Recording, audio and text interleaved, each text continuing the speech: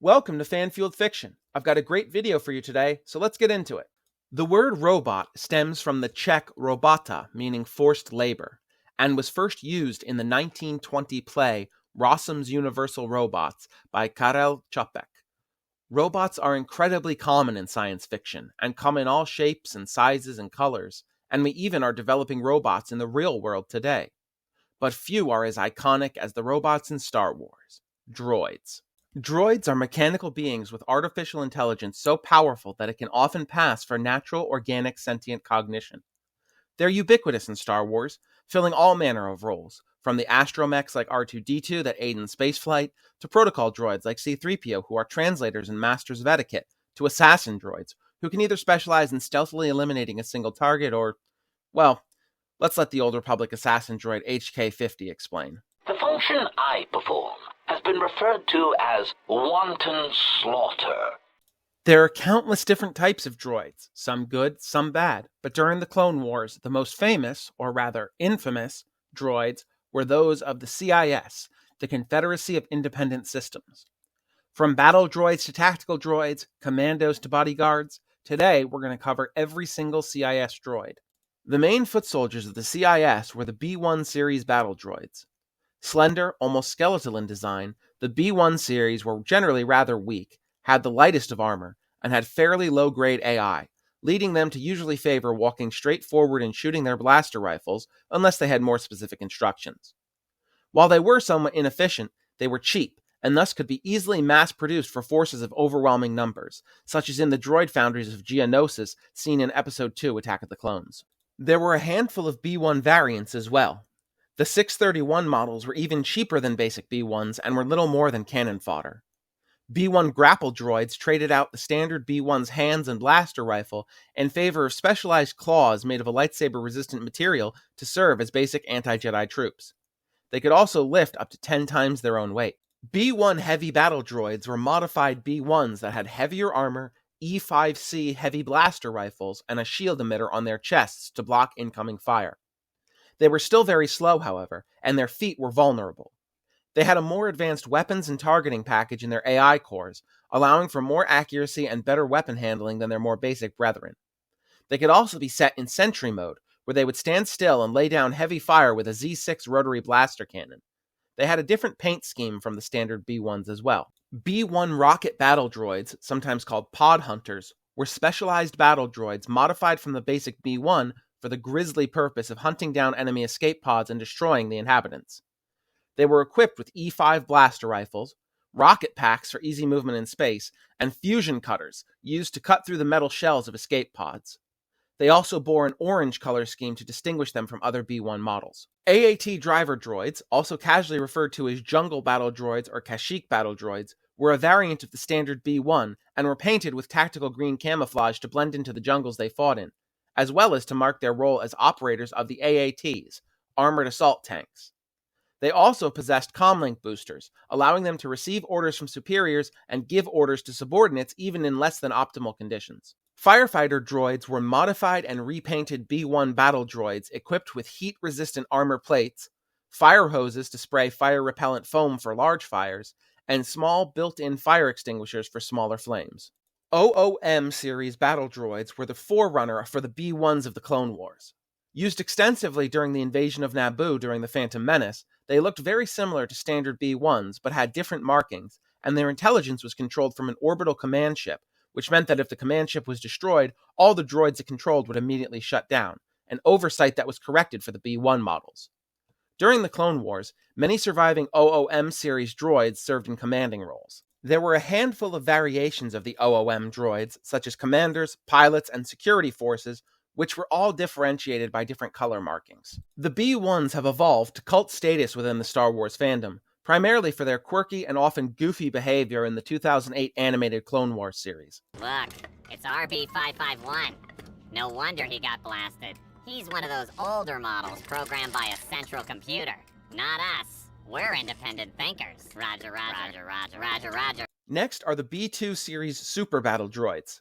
The B-2 was introduced at the start of the Clone Wars. They first saw major use in the Petronaki Arena on Geonosis, where their large size and integrated weapons, wrist-mounted blasters on one or both arms, were intimidating and able to lay down incredible amounts of fire. They were much physically stronger than the B1 series, but even slower, making them prime targets for even the least skilled of marksmen. Of course, the B2s had their own variants to fit niche roles, such as the B2 grapple droid, which traded the standard B2's wrist cannons for powerful lightsaber-resistant claws that it used to grab, lift, and crush targets. B2HA super battle droids were heavy weapons variants that replaced the standard B2's left arm with a rocket launcher that fired homing rockets, making them exceptionally useful against enemy vehicles, both land and air space-based. B2RP super battle droids, sometimes known as rocket droids or jetpack droids, were B2 models equipped with jetpacks that allowed them additional mobility on the battlefield, as well as actual flight both in and out of atmosphere. Due to this enhanced mobility, they were able to infiltrate ships in space. Later in the war, they were phased out in favor of an upgraded version, the B2 Super Rocket Trooper. These upgraded models had two larger thrusters, one on each shoulder, and smaller thrusters on the ankles, allowing for more precise movement. They were equipped with wrist-mounted blaster cannons of the type seen on light starships. B2 ACM troopers were variants of the standard B2 that fielded a more powerful wrist blaster than the base model. They were deployed when the standard B2's firepower was insufficient. The CB3 Cortosis battle droid, known as the Cortosis B2 Super Battle Droid in canon, was a droid designed in the style of a B2 Super Battle Droid, but was plated in the rare metal Cortosis, which shorted out lightsabers on contact and which was highly resistant to blaster fire, making them nearly invincible. Even Jedi Knight Anakin Skywalker believed that they were, in his words, unstoppable, and were a massive threat to the Jedi Order and the Galactic Republic, and, as Anakin often did, he took matters into his own hands, annihilating the single foundry that produced these droids and the Cortosis mine underneath with explosives. They possessed identical wrist blasters to those used by the standard B2, and their only weak spot was their optical sensors, which weren't covered in Cortosis. The B3 Ultra Battle Droid was based on the design of the B2, but it was far larger and bulkier, and had stronger armor. The B3 had 4 arms, 2 large and 2 small, each wielding a weapon. The upper right arm had a flamethrower, the upper left had a wide spray plasma cannon, essentially a plasma shotgun, and the 2 lower, smaller arms had rapid-fire forearm blaster cannons, similar to those wielded by the standard B2.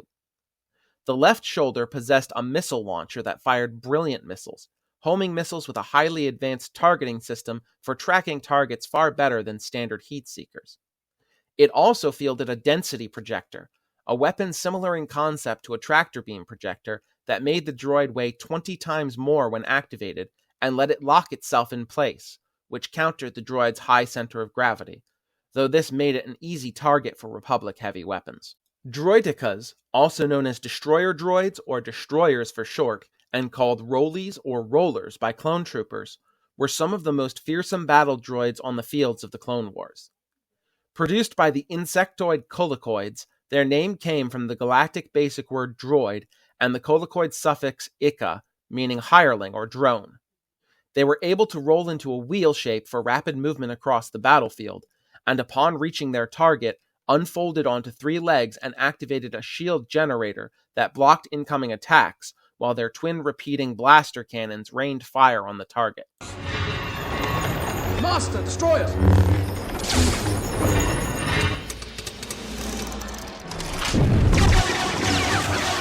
Shield generators! Even Jedi were wary of fighting droidekas in any great numbers, preferring to retreat. The shield, however, only stopped energy weapons and fast-moving projectiles, so they were very vulnerable to ion grenades, which could roll along the ground through the shield and release an energy pulse to disable the droid. There were a handful of droideka variants as well, such as the grapple droideka or melee destroyer droid, used primarily during the invasion of Naboo. They lacked the powerful repeating blaster cannons that the standard model wielded, and instead bore powerful mechanical claws, strong enough to crush bone and bend metal. They had a weaker shield than the base model, but had stronger construction, making them more suited to close combat, as they could endure blows from enemy melee weapons as they grabbed a target, and they weren't as concerned with enemies that were at a distance. The Ultra Droideka was an oversized variant used occasionally during the Clone Wars.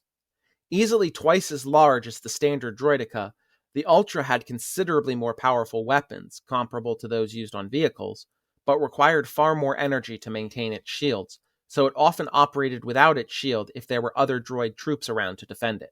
The Droideka Mark II was an upgraded variant produced by the CIS, but didn't see use during the Clone Wars, as they were developed too late to be used.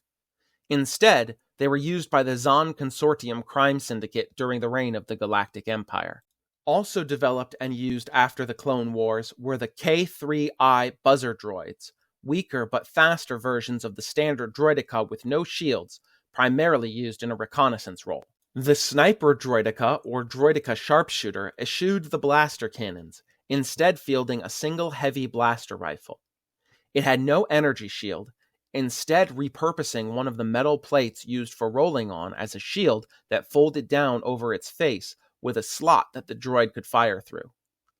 The plate was highly resistant to blaster fire, but only protected the front of the droid, leaving its sides and rear exposed.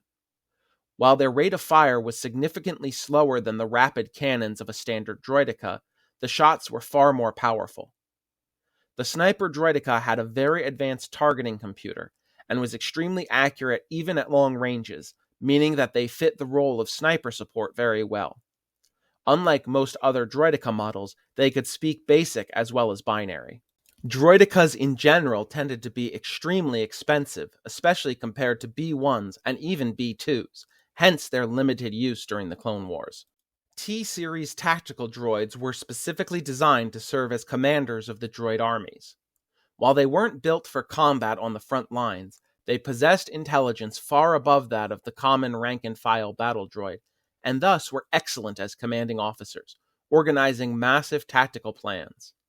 Later in the war, they were replaced by the upgraded model, the Super Tactical Droid, which boasted a more elegant design and an even more advanced processing computer. The IG series of droids had a number of different models, each serving their own purpose. We've seen several IG models outside of the Clone Wars, such as IG-88 and IG-90, assassin droids that worked as bounty hunters during the Galactic Empire era.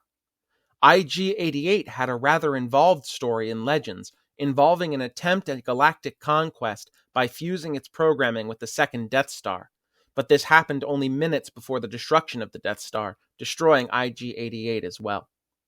IG-90 worked with the bounty hunter Bosk, and was hired to join a team of bounty hunters by the Imperial scientist Dr. Aphra to attack an Imperial command ship to aid Darth Vader in research, and again later by Vader after Aphra was captured by the Rebel Alliance to find and return her, dead or alive. IG-11 was originally an assassin droid sent to kill Grogu by the Imperial Remnant during the events of The Mandalorian's first episode, but it was ultimately damaged and subsequently repaired and reprogrammed to serve the role of a bodyguard and nurse. It was later repurposed as little more than armor and a vehicle for Grogu under the designation IG-12. Probably the most famous IG model droid of the Clone Wars was the IG-100 MagnaGuard. They were deployed in small numbers, generally to guard high-value individuals or to protect important locations. General Grievous kept several MagnaGuards around at all times as his bodyguards. MagnaGuards generally wielded electrostaves made of frick, a lightsaber-resistant metal, with powerful shock emitters on either end, and many wore tattered cloaks, perhaps with the intention of appearing more menacing. They were fast enough to keep up with Jedi, and were able to deal with entire squadrons of clone troopers, even giving clone commando squads such as Delta Team a tough fight. They had magnetized feet, letting them walk on walls, ceilings, and even on the hulls of ships in space. They also possessed redundancies in their design that let them continue to fight even if their limbs or heads were removed, and they usually fought in pairs when confronting Jedi, one to deal with the Jedi's lightsaber, the other to attack from behind. IG-86 Sentinel droids were an IG series droid designed to be a better battle droid. They could function in a soldier role, but were more effective as assassin droids. They had more advanced processing cores, making them more intelligent and able to think creatively, and they were more agile than the average battle droid. They were regarded as one of the most deadly droids in the galaxy. IG Lancer droids were used during the early years of the Clone Wars and served as scouts or mounted cavalry. They often rode into battle on high-speed swoop bikes and carried heavy power lances with a tip that could be superheated to inflict massive damage, as well as anti-vehicle mines. They were used by the mercenary and bounty hunter Dirge during the Clone Wars in the Battle of Munilist, where they clashed with mounted clone troops. IG-110 lightsaber droids, only found in Legends, were droids designed by the CIS to combat the growing involvement of the Jedi during the Clone Wars. They strongly resembled MagnaGuards, but rather than the electrostaff, they wielded lightsabers with synthetic crystals. Their programming was compiled from thousands of hours of recordings of Jedi in combat, and this proved effective against Jedi. AQ series battle droids, or more simply aqua droids, were an amphibious droid model made for use on aquatic worlds such as Mon Cala and Camino. They were big, over 9 feet tall, and had 2 modes, a walking bipedal mode and a more streamlined swimming mode for rapid movement underwater, their feet folding into propellers. They bore a powerful blaster cannon on their right wrist, and their arms were powerful enough to breach the hulls of enemy aquatic vehicles. The BX series commando droids, sometimes simply referred to as commando droids, were highly advanced battle droids designed for infiltration and operation behind enemy lines, though they were also used for security, bodyguard, and enforcer roles by high-ranking separatists. The droids were very adaptable, incredibly lethal, and completely ruthless. Commando droids were one of the few models that clone troopers really feared, as even a small squad could decimate an entire platoon of clones, changing the tide of battle, and could even put Jedi on the defensive. The only thing stopping them from mass production to overwhelm the Republic was their massive price. The BX was based on a heavily modified B1 chassis.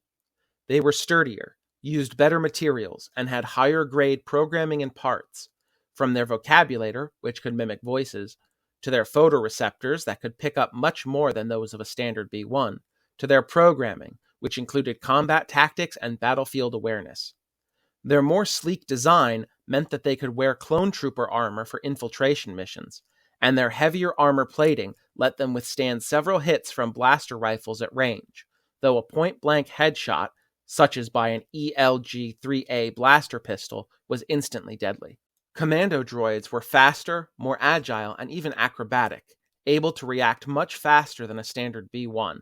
They could jump and flip around the battlefield, and could even continue to fight after significant damage, such as having their legs removed.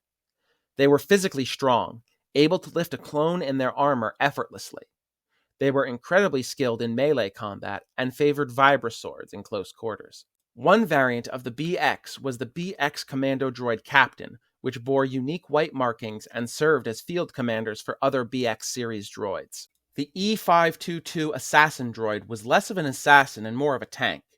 They were big, hulking monstrosities with heavy armor and heavier weapons, and rather than legs, used a pair of tank treads to move around, which were covered in armor skirts to prevent them from being targeted.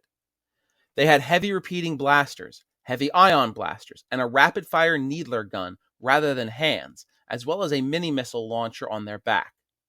They were covered in all sorts of sensors, allowing them to have a 360-degree view of their surroundings at all times, which worked in tandem with their powerful combat computer and targeting system. C8 Saboteur droids were a model of spy droids that looked vaguely like a B1 and had a matte black paint job to help them hide in shadows. They were often deployed for infiltration and sabotage missions, and had sensor masking features letting them surprise a target, then fade from view again. Pistoeka sabotage droids, more commonly referred to as buzz droids, were sabotage droids with a rather different appearance than the much more common bipedal droids seen at the time. They were created by the Colicoid Creation Nest, the same group that produced the Droideka, and were introduced during the later stages of the Clone Wars as anti-vehicle droids. Rather than traditional weapons like blasters, buzz droids had drills, buzzsaws, pincer arms, plasma torches, and other tools designed for cutting through the hulls of ships and other equipment. They had a massive weak spot, however, in their central eye.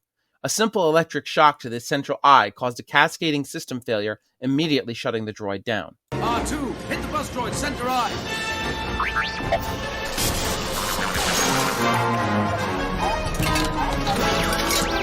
Buzz droids were less than a foot across and could fold into a ball using their outside carapace as a shell, which allowed them to be easily deployed in great numbers to harass enemy fighters, such as in the battle over Coruscant in the opening minutes of Episode 3, Revenge of the Sith, where a whole swarm attacked Anakin and Obi-Wan's starfighters. Buzz droids.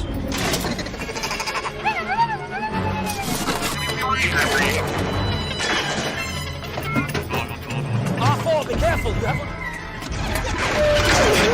Colocoid Infiltrator series droids were an assassin droid line designed and produced by the Colocoid Creation Nest, and were used, as their name suggested, for infiltration and assassination.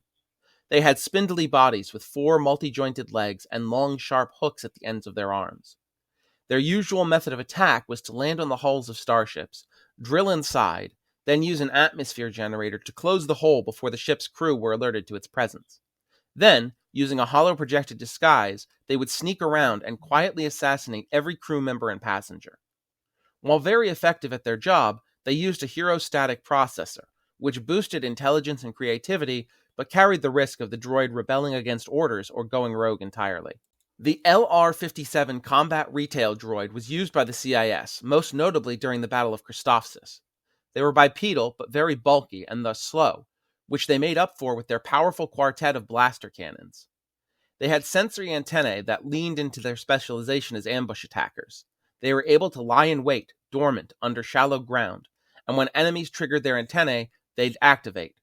When deployed in a dense arrangement, tripping a single dormant LR-57 caused all others nearby to activate as well. Chameleon droids were primarily sabotage droids. They had a powerful stealth field generator, a military-grade mine layer, and blaster cannons as a backup. Their usual behavior was to sneak into a sensitive and low-guarded area and cover it with mines, then retreat to trigger the mines. They saw limited use throughout the Clone Wars, but one notable instance was when Count Dooku sent a number of them to the Crystal Caves on Ilum, where many young Jedi acquired their first lightsaber crystal. While the Crystal Caves were heavily damaged, they were ultimately saved by Jedi Master Luminara Unduli, who was present helping her Padawan, Barriss Offee, construct her first lightsaber, as well as by Grandmaster Yoda, who arrived shortly thereafter, having sensed danger in the caves.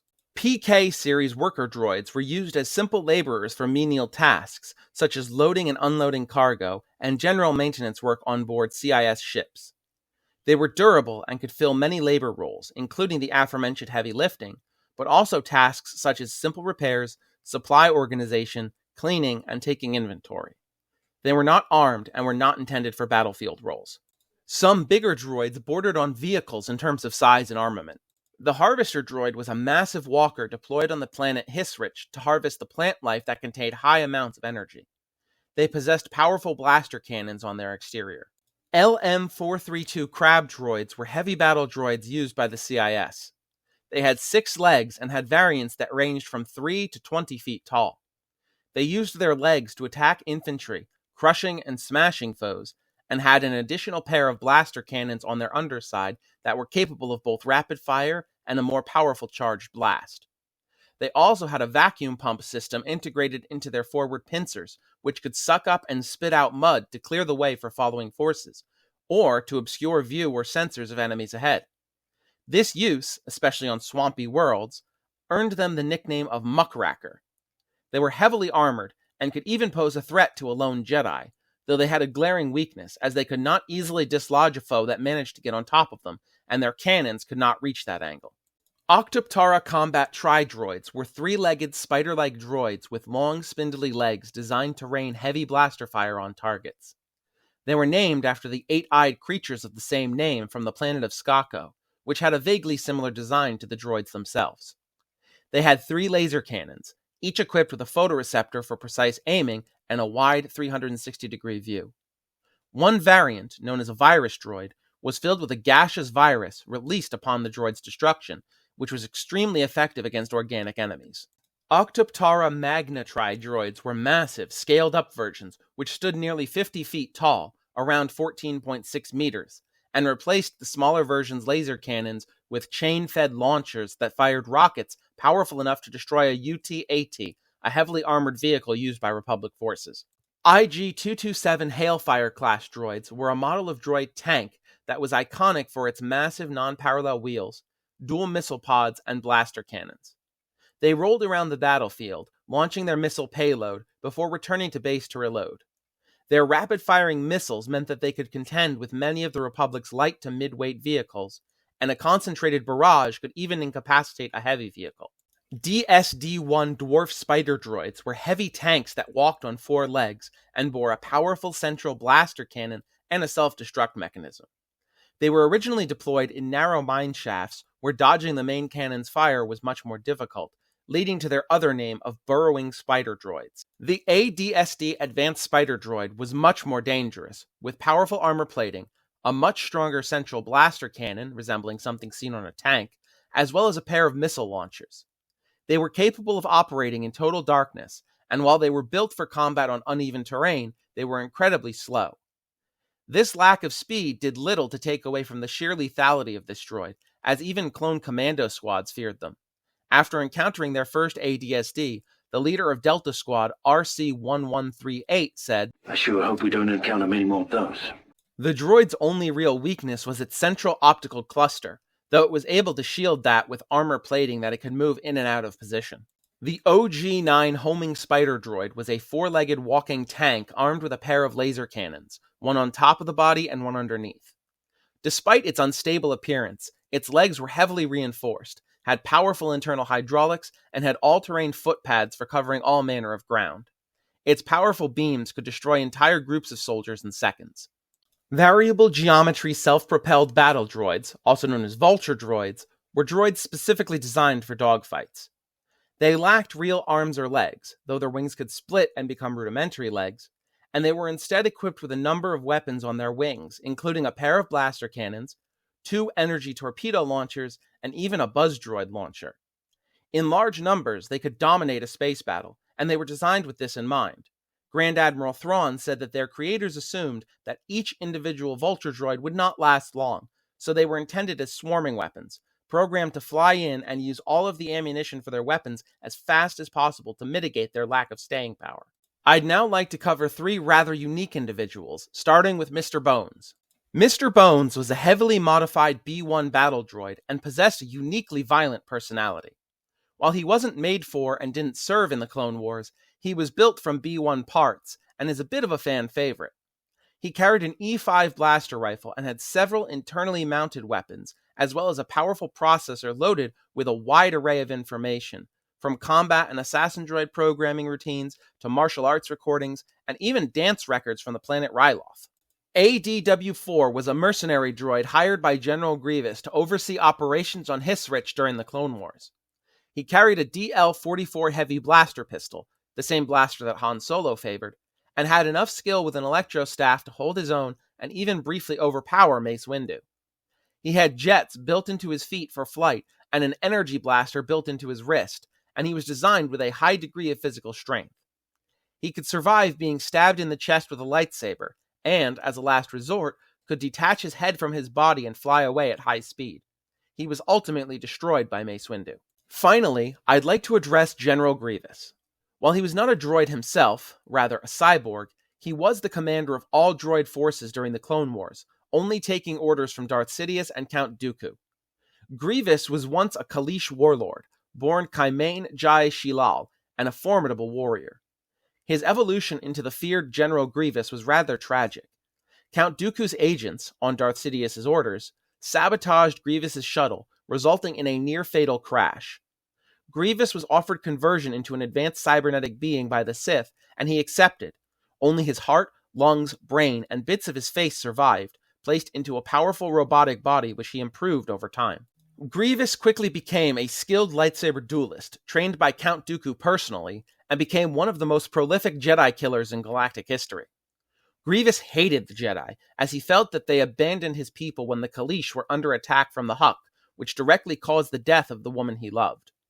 This hatred of the Jedi led to one of the most popular aspects of Grievous's character, his obsession with collecting the lightsabers of Jedi he killed. Grievous in canon and Grievous in Legends were 2 very different individuals. In canon, while still rather dangerous, he was frequently bested by pairs or even single Jedi, and usually fled the moment the battle turned against him.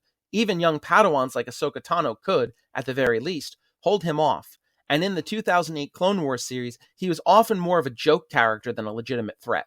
In Legends, however, especially in the 2003 Clone Wars miniseries by Genndy Tartakovsky, Grievous was far more dangerous. He was able to outduel multiple Jedi Masters, Knights, and a handful of Padawans simultaneously, killing several of the Knights and Padawans while wounding 2 of the Masters.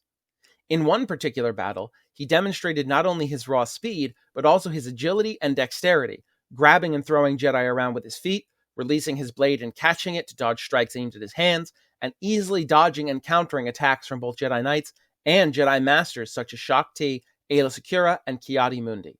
One rather iconic aspect of Grievous that is often questioned is why he coughs constantly. In Legends, it's because Mace Windu used the Force to crush his chest, significantly injuring his lungs, but in canon, it's simply because the cybernetics keeping him alive are imperfect. General Grievous was finally defeated by Jedi Master Obi-Wan Kenobi on the planet of Utapau, ending the Clone Wars. In Legends, his body was recovered and turned entirely into a droid named NK Necrosis. Necrosis used a red, double-bladed lightsaber that housed a unique lightsaber crystal called the Bane's Heart, a custom blaster pistol, the Grievance Strike, which had belonged to Grievous prior to his death, as well as an Utapauan Nightblade, a sword native to Utapau. Thanks for watching. I hope you enjoyed this video on all the various droids used by the Confederacy of Independent Systems during the Clone Wars. If you enjoyed it, don't worry, there's much more on the way. If you liked this sort of thing, please consider liking and subscribing. It takes 2 seconds for you and really helps the channel out. Next Friday is Form 6, Niman. See you then.